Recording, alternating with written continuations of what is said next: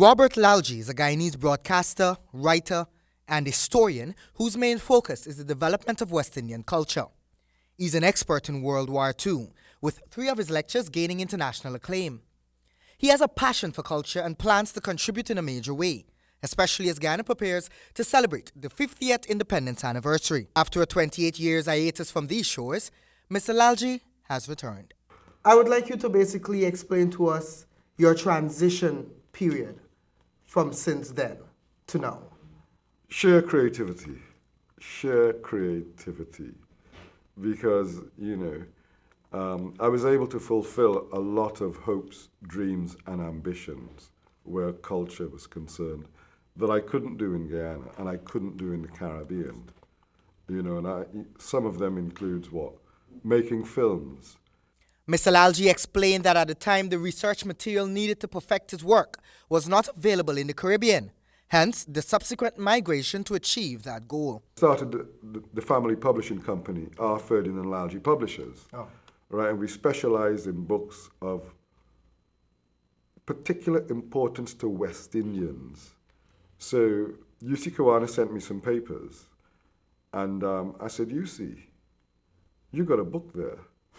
And Walter Rodney, the 2 articles he did 10 years apart, I said, all it needs a foreword. Lalljie relayed that he later wrote the foreword for that very book, a book which Lalljie later produced in a film format and named Songs from Walter Rodney's Choir. The film was a raging success, as it provided 70% of new information on the Guyanese historian and used as a competent research material.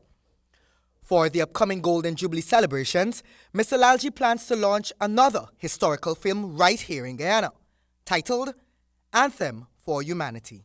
That film I'd like to play here next year for our 50th anniversary, because what happens is, being in apartheid, the country that was the most principled country in the world and led the campaign against apartheid internationally Was Guyana.